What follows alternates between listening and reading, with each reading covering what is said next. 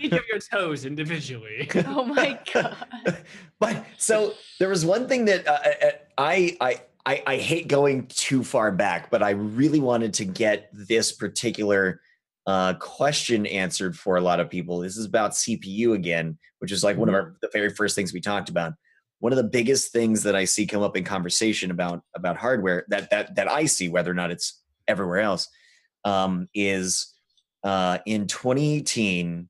Should I look harder at Intel or AMD? Where we see Ryzen stuff that has just suddenly splashed on and exploded on the scene. You obviously have Threadripper, but that's like next level. That's like an entirely different beast, but it's still on the AMD side of things.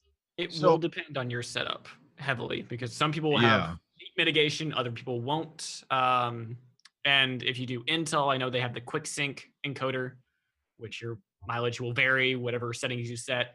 AMD doesn't. It has its own kind of system. So you have a lot of options to play with that. But I don't know there's one objectively better than the other still.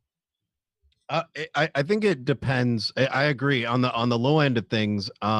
I don't have any experience on the low end of AMD. I don't know how their quick sync is, if it's any good for a single.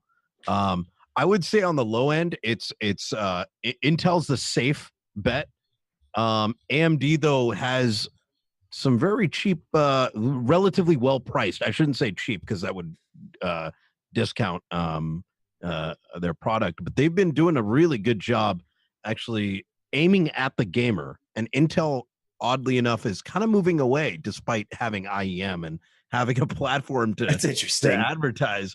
As you get higher up that spectrum, I think it's a 1800X, which is their 8-core, if I'm not mistaken, which is a great single PC chip. If I hope I got that number right, but the 1800X with 8 cores is able to, on a single PC setup, if you don't want all the external stuff, will be able to allow you to play the game while having plenty of extra cores to actually allow you to process on the chip itself.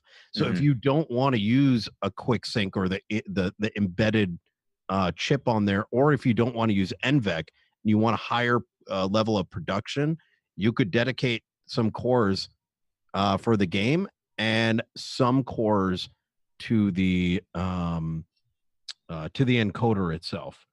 Now, as you get further up the chain, and now you're talking about the Threadripper, like the 1950X and that one. So I was looking at that recently. I ended up with the TR, with the Threadripper. The 1950Xs, they have more cores than the Intel's offerings. They're slightly cheaper, so you can get a Threadripper for $750. The two Intel offerings above that are about $1,000, and then it jumps up to about $1,800. They have less. The Intels have less cores, but are able to have a higher base clock. And then it gets into a weirdness of, X280, X264 can only. Wow, there's a lot of acronyms. Can only numbers, letters, throw them in there. I thought you were speaking a different language. Speaking in tongues. Latin, I think.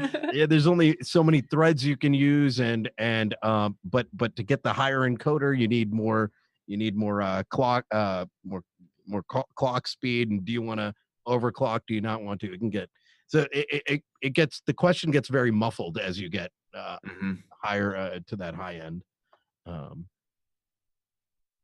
Caveat for the one PC setup is you can dedicate cores to encoding, and some things you can do for gaming. There are some games that are locked down to not understanding how to do that. So they will take up the same core that the encoding is working on. And sometimes you'll get it right, even with those kind of programs. Other times, like, well, everyone's working on that one. I'll go to it too. So Assassin's Creed is a good example. Yeah, it actually spreads its workload across all of the cores, no matter what. And it will take up your encoding, but it does it so it can actually play the game much more smoothly, not so you can stream it more smoothly. Okay, so I don't know what you guys talked about, but anyways.